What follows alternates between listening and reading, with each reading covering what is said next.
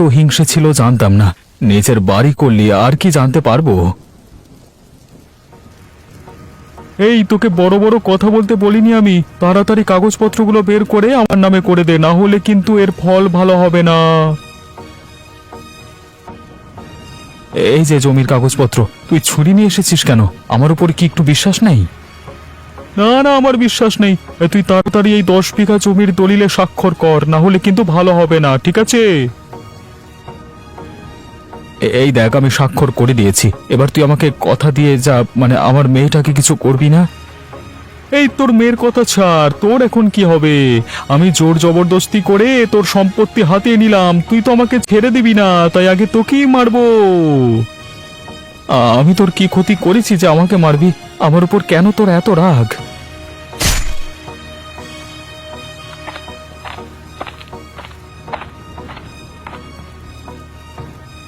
কাকু, তুমি বাবাকে মেরে ফেললে?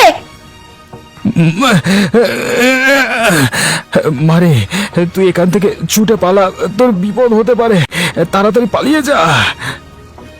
আমি খুন করেছি সেটা দেখে ফেললো। ব্যাপারটা তো ভালো হবে না, একেও মরতে হবে দেখছি। আমি আমি চলে যাই এখান থেকে, না হলে আমার আর রক্ষে নেই।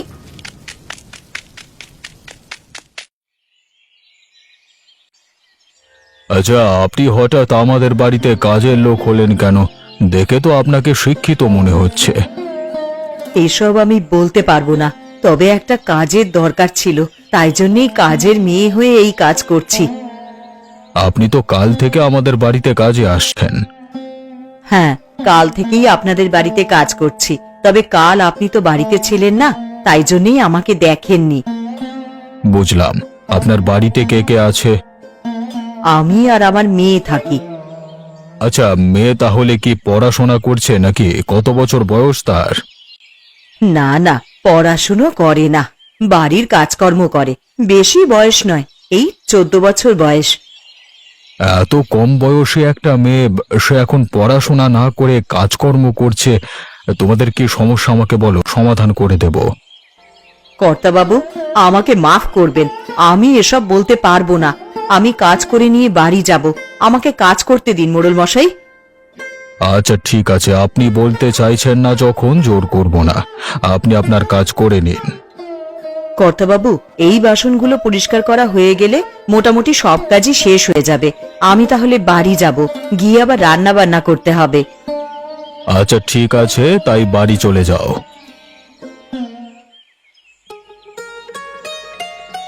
কি গো, এবারে ফসল কেমন হলো?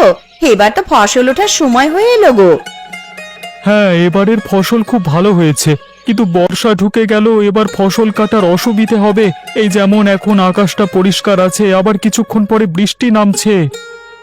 বর্ষাকালটা তো ঠিক এইরকমই, কখন বৃষ্টি হবে কেউ জানে না। তবে ওই 10 বিঘা জমিতে কেমন চাষ হচ্ছে গো?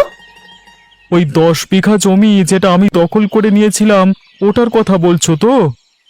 হ্যাঁ গো হ্যাঁ, তোমার দাদার জমি, এত কষ্ট করে যেটা আদায় করেছো। ওই জমিটার উপর কি আমার এমনি এমনি লক্ষ্য ছিল নাকি? ওই জমিটা খুব উর্বর, তাই জন্য তো এত কাঠখড় পুড়িয়ে মানে ওই জমি আমার নামে করে নিলাম, এখন দারুণ ফসল হচ্ছে। সত্যি ভাবা যায়, তুমি কোথায় ছিলে আর এখন কোথায় এসে দাঁড়িয়েছো।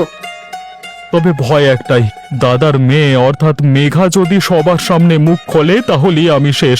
সকল সন্দেহ আমাকে করে, কিন্তু প্রমাণ নেই তো কিছু করতে পারে না। কতবার মারবার চেষ্টা করলাম, কিন্তু একটা চেষ্টাও সফল হলো না গো। আশা করছি ওরা কাউকে কিছু বলবে না, সব সময় তো ভয়ে ভয়েই থাকি।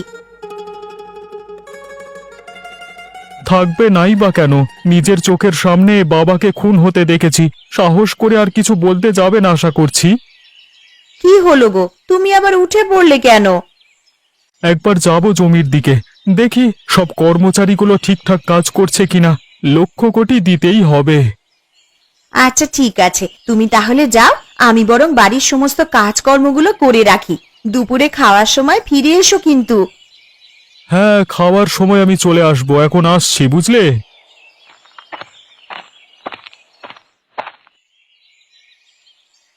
কথা বাবু, আমি ভেতরে আসতে পারি? আরে হ্যাঁ হ্যাঁ, এসো এসো।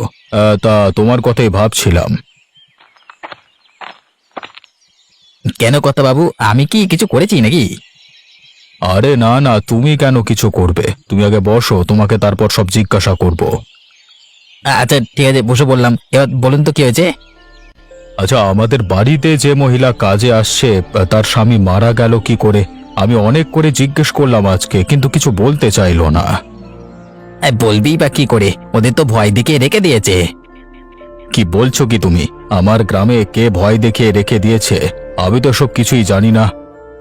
এই ঘটনাটা হচ্ছে প্রায় 3 বছর আগেকার। তখন আপনি এই গ্রামের মোড়ল মশাই ছিলেন না, অন্য একজন ছিলেন। ওনার স্বামীর নাম ছিল মোহিত। তার ভাই রতন সম্পত্তির লোভে তাকে খুন করে। কোনো প্রমাণ নেই, কিন্তু সকলেই জানে ও করেছে। তাহলে ওই মহিলা আমাদেরকে বলেনি কেন? আমরা তো কিছু একটা ব্যবস্থা নিতাম। বলবে না? যদি বলে তাহলে ওর মেয়ে মেঘাকে মেরে দেবে রতন, এরকম হুমকি দিয়েছে। তাহলে সব সম্পত্তি লুটে নিয়েছে ওই রতন, তাই জন্য এত কিছু? হ্যাঁ, সব লুটে নিয়েছে। মোহিত দাদার একটা হোটেল ছিল, চিংড়ি পোলাও করতো, শুধুমাত্র ওটা এখনো হাতে নেয়নি। তবে ওই হোটেলও বন্ধ, খুলতে দেয় না। আমার গ্রামেতে এরকম অত্যাচার আমি কিছুতেই সহ্য করব না। আবার খুনও করেছে, তাই শাস্তিও পাইনি। না না, শাস্তি পায়নি। আগের মোড়ল মশাই ওনার সাথে গলায় গলায় ভাব ছিল, তাই জন্য খুন করেও বেঁচে গেছে। কিন্তু আমি এটা হতে দেব না। আজকে বিকেলে যাব একবার ওদের বাড়িতে, দিয়ে সব কিছু ভালোভাবে বলবো। দুপুরে শুয়ে একটা পরিকল্পনা করতে হবে।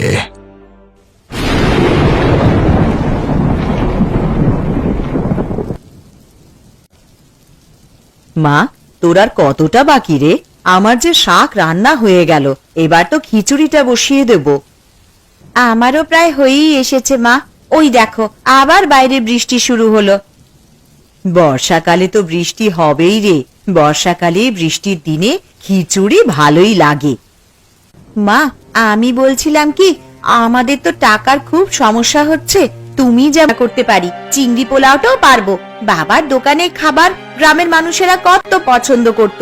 দোকানটা খুললে ভালোই বিক্রি হবে। কিন্তু তোকে আমি বারণ করছি, বড়দের কথা শুনতে হয়, জানিস না? যেটা করছিস সেটাতে মন দে। একদম এসব কথার মুখেও আনবি না। আমি তোমায় কি বললাম? শুধু ভালোর জন্যই তো বলছিলাম। এই কাজটা এখন করছিস তো, এটাই কর। আনাজগুলো কেটে তাড়াতাড়ি আমায় দে। এইসব নিয়ে একদম আর চিন্তা ভাবনা করিস না।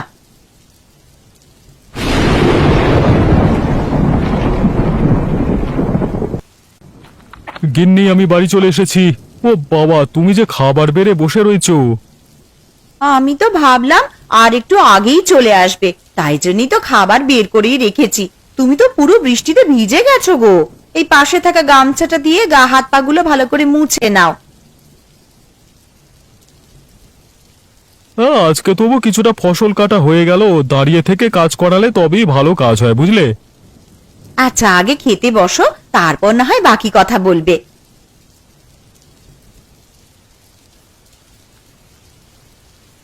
আজকে রান্নাগুলো বেশ দারুণ হয়েছে গো গিন্নি। এত সুন্দর রান্না অনেকদিন পর খেলাম। কি বলতে চাইছো কি তুমি? হ্যাঁ, আমার রান্না রোজ ভালো হয় না? না গো গিন্নি, আমি সেটা বলছি না। বলছি অন্য দিনের থেকে এটা আরো ভালো হয়েছে। আমি আবার তোমাকে খারাপ বলতে পারি? 5টা নয়, 7টা নয়, একটা মাত্র বউ আমার। ঠিক আছে ঠিক আছে, আর আদিক্ষেতা করতে হবে না। খেয়ে নাও চুপ করে। আমি তো খাচ্ছি, তুমি কখন খাবে?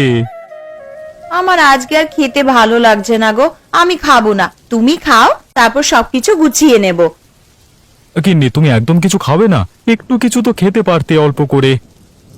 না, আমি অল্প করেও খাবো না। আমার যখন ভালো লাগবে আমি খেয়ে নেব।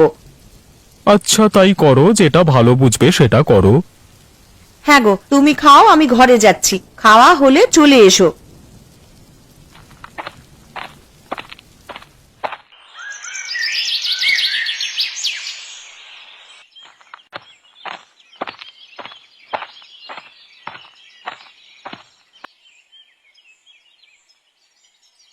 এই যে সুমতি, আপনাকে বলছি, আমি সবকিছু জানতে পেরেছি। আপনার সাথে কিছু কথা আছে। আরে মোড়ল মশাই, আপনি আমার বাড়িতে? এ তো আমার পরম সৌভাগ্য। আসুন, ভেতরে এসে বসুন। দিদি তুমি ভয় পেও না, আমাদের মোড়ল মশাই সবকিছু ঠিক করতে এসেছে। ভেতরে চলো, কথা বলছি। মেঘা, তুইও ভেতরে আয়। আচ্ছা, চলেন তাহলে। সুমতি, আমি জানতে পেরেছি আপনার স্বামীর ভাই আপনার স্বামীকে খুন করেছে, কিন্তু কোনো শাস্তি পায়নি। এটা কি সত্যি? দেখুন, আমাকে সত্যি কথা বলবেন, ভয় পাওয়ার দরকার নেই। আমার কাকু খুন করেছে আমার বাবাকে, আমি নিজের চোখে দেখেছি। আর আমাদেরকে ভয় দেখায়, বলে আমাকেও মেরে দেবে। মা, তোমরা ভয় পেও না, আমি আছি, সবকিছু দেখে নেব। কিন্তু এসব কি শুধু সম্পত্তির জন্যই করেছে? হ্যাঁ, সম্পত্তির লোভে মানুষটাকে মেরে দিল। বললে তো সম্পত্তি আমরা এমনি দিয়ে দিতাম। আমাদের সুখের সংসারকে ধ্বংস করলো। আমি বুঝতে পারছি আপনাদের কষ্ট, তবে ওনার একটা শিক্ষা পাওয়া দরকার। হ্যাঁ, প্রমাণ নেই, শাস্তি দিতে পারবো না, তবে উচিত শিক্ষা দিতে পারবো। রবি, তুমি কি কিছু ভেবেছো? হ্যাঁ, ওই রতন দাদার সম্পত্তি নেশা, ওকে ওই টোপ দিয়েই জালে ফেলবো। আপনি কি বলছেন? আমি তো কিছুই বুঝতে পারছি না। আপনি একদিন রতন দাদার কাছে যাবেন, গিয়ে বলবেন আমি বাকি সম্পত্তিও আপনার নামে লিখে দিচ্ছি। হ্যাঁ, আর এই গ্রাম ছেড়ে দেব, তবে শেষবারের মতো আমাদের হোটেলে দেখা করুন। হ্যাঁ, কিন্তু দেখা করে কি হবে? যখনই আসবে হোটেলে, তাই রাতের দিকে আমি আর আমার এক সঙ্গী মিলে হোটেলে লুকিয়ে থাকবো। যেই প্রবেশ করবে দরজা দিয়ে, তখন সেখানে ছুরি দিয়ে, মানে ছুরি হাতে আমি অপেক্ষা করবো, দিয়ে মেরে ফেলবার ভয় দেখাবো। এতে নিশ্চয়ই কাজ হবে। বুদ্ধিটা আমার বেশ ভালো লেগেছে, এতে উচিত শিক্ষা পাবে। তাহলে আপনি কালকে সকালে একবার গিয়ে বলে আসবেন যেন কালকে রাত্রে দেখা করে আপনাদের চিংড়ি পোলাওয়ের হোটেলে। আচ্ছা, আপনি যেমনটি বলবেন। ঠিক আছে, আমরা এখন চললাম। কালকে সকালে ওদের বাড়িতে বলে আমাদের বাড়িতে কাজে যাবে, আমি সব শুনবো, কেমন?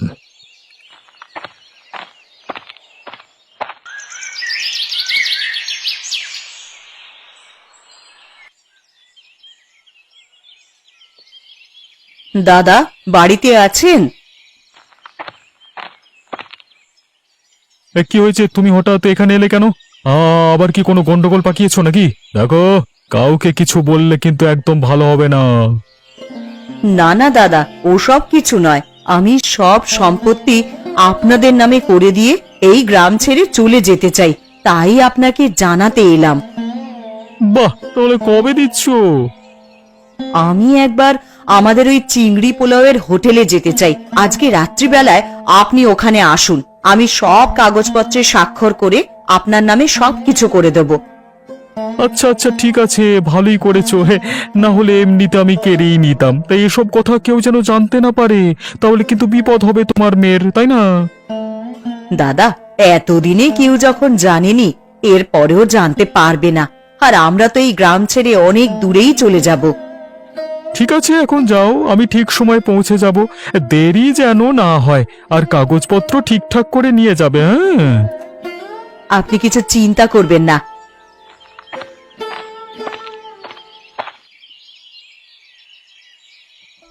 রবি, তুমি যে পরিকল্পনাটা করেছো সেটা সফল হবে তো? আর তুমি তো আবার সেই বন্ধুকে ডেকেছো। হ্যাঁ, আমি তো বলে দিয়েছি সে রাত্রিবেলা ঠিক সময় মতো চলে আসবে আর আমার সাথে লুকিয়ে পড়বে। ঠিক আছে, দেখাই যাক তোমার প্রচেষ্টা কেমন হয়, যেন সাপও মরে আর লাঠিও না ভাঙে। আজকে বেটাকে এমন ভয় দেখাবো না, হ্যাঁ, সে আর কোনোদিন দখল করবার কথা ভাববেই না। আগে কর্তাবাবু, আপনি যেমন বলেছিলেন আমি বলে দিয়েছি। উনি তো আনন্দে একেবারে আত্মহারা। হ্যাঁ, এখন আত্মহারা হবে। হ্যাঁ, জানি তো সম্পত্তির লোভ অনেক, এই লোভের কারণে আজকে আমাদের জালে পড়বে রতন। মোড়ল মশাই, দেখবেন আমাদের যেন কোনো ক্ষতি না হয়। ওই লোকটাকে আমার আর বিশ্বাস হয় না, কখন কি করে বসবে। আপনি একদম চিন্তা করবেন না, আপনার পাশে আমরা আছি। এখন যান, গিয়ে কাজকর্মগুলো করে নিন। আচ্ছা কর্তাবাবু, আপনি আমাদের শেষ ভরসা। এরপর না হলে এইরকম ভাবেই দিন কাটাতে হবে। আমরা সকলে তোমার সাথে, ওই বেটা কিচ্ছু করতে পারবে না। তুমি শুধু আমাদের কথা মতো কাজটা করো।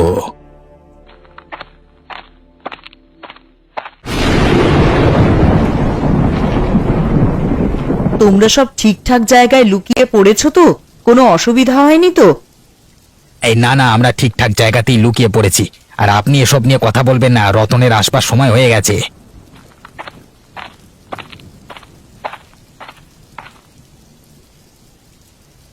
ও বাবা, চলে এসেছো দেখছি। হ্যাঁ, আমিও তো চলে এসেছি।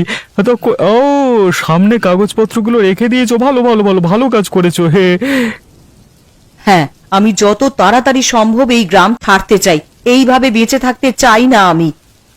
হ্যাঁ, তো চলে যা। তার আগে আমাকে সব দিয়ে যা, তাড়াতাড়ি স্বাক্ষরটা কর। এই কারা তোমরা? এরকম ভাবে আমার দিকে এগিয়ে আসছো কেন? কারা?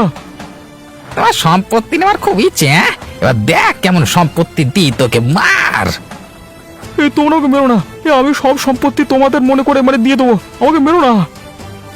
আজকে তোকে কেউ বাঁচাতে পারবে না, আমাদের হাত থেকে কেউ বাঁচাতে পারবে না রে। এই সুমতি, তুই আমার সাথে বিশ্বাসঘাতকতা করলি। আমি ভাবিনি তুই এরকম করবি রে। আপনি যদি বিশ্বাসঘাতকতা করতে পারেন তাহলে তো আমিও পারি। 3 বছর আগের কথা মনে পড়ছে? এইরকমই একদিন রাতে বাইরে বৃষ্টি হচ্ছে, আজকেও সেই দিনও হয়েছিল। আমার স্বামী তো আপনাকে সমস্ত সম্পত্তি লিখে দিয়েছিল। তাহলে আমার স্বামীকে মারার কি দরকার ছিল? আমাদের সুখের সংসার ধ্বংস করলেন তো। কিরে, এবার উত্তর দে। আমার অনেক বড় ভুল হয়েছে। আমাকে তোমরা ক্ষমা করে দাও। আমি তোমাদের পরিবারের দায়িত্ব নিলাম, কোনোদিন কিছুতে অভাব হবে না। আমরা মোড়ল মশাইয়ের লোক, এখন মোড়ল মশাইয়ের বাড়িতে চল, ওখানে গিয়ে তোর ফায়সাল্লা হবে। চল।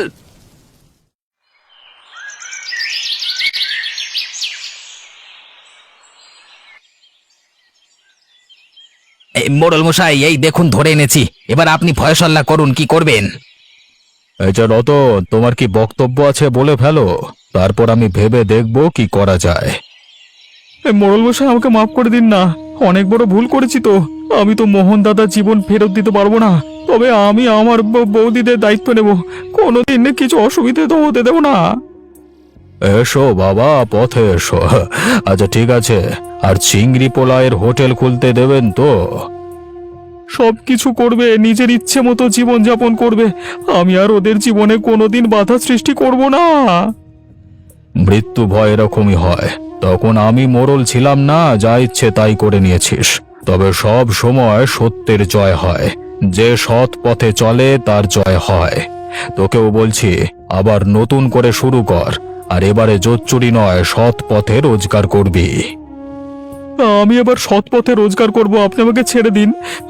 আমি আপনার সব কথা শুনে চলবো। আমার কথা শুনে চলতে হবে না, নিজেদের পরিবারের মধ্যে ভালোভাবে মিলিয়ে মিশে থাকো, তাহলে হবে। তাই তো সুমতি, তোমার ভাইকে আপন করে নেবে তো?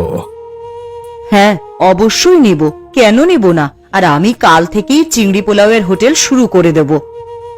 তাহলে আমরা সকলে যাচ্ছি খেতে। কালকে আবার নতুন করে শুরু হবে তোমাদের চিংড়ি পোলাওয়ের হোটেল। খাওয়াবেন তো? আপনি আমাদের এত সাহায্য করেছেন, আর আমি আপনাকে সামান্য চিংড়ি পোলাও খাওয়াতে পারবো না? কাল সকাল সকাল আমাদের হোটেলে একবার পৌঁছে যাবেন। বৌদি, আমিও তোমাদের হাতে হাতে সাহায্য করে দেব। এই যে তোমরা নিজেদের মধ্যে ভালোভাবে থাকবে, এটাই অনেক বড় কথা। টাকা পয়সা তো কিছু নয়, খালি হাতে এসেছি, খালি হাতে যেতে হবে। এত সম্পত্তি, এত মায়া মোহ সবকিছু ছেড়ে, তাই অহংকার করে কি লাভ? জি, আপনি ঠিক কথাই বলেছেন। আর করব না আমি অহংকার।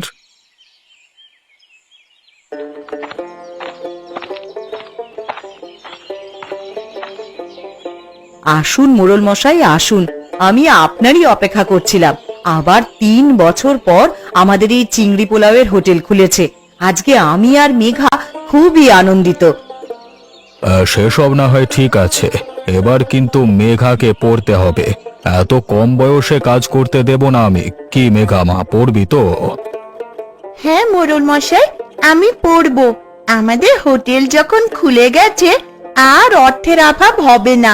মোড়ল মশাই, আপনার খাওয়ার যে ঠান্ডা হয়ে যাচ্ছে, আসেন খেতে বসেন। আমাদের হোটেলের চিংড়ি পোলাও খান। তারক, রবি, এসো খেতে বসবে, এসো। অনেক দূর থেকে হেঁটে হেঁটে এসেছি, ক্ষুধা লাগছে আমার।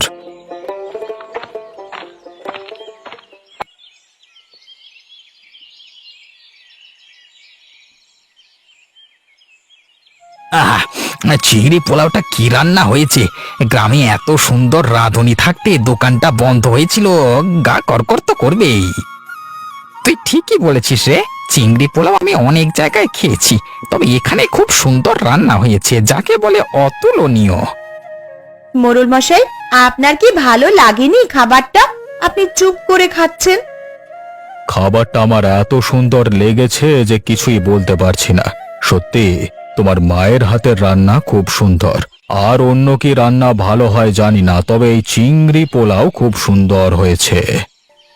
আচ্ছা মোড়ল মশাই, কি ভাগ্যে সেই বেলায় আর বৃষ্টি হয়নি। বৃষ্টি হলে আর আপনি আসতেই পারতেন না। এবার যেদিন ইচ্ছে হবে বৃষ্টি হলেও চলে আসবো। বৃষ্টির জন্য এরকম খাওয়ার হাতছাড়া করা যাবে না, কি বলো রবি? একদম ঠিক বলেছেন।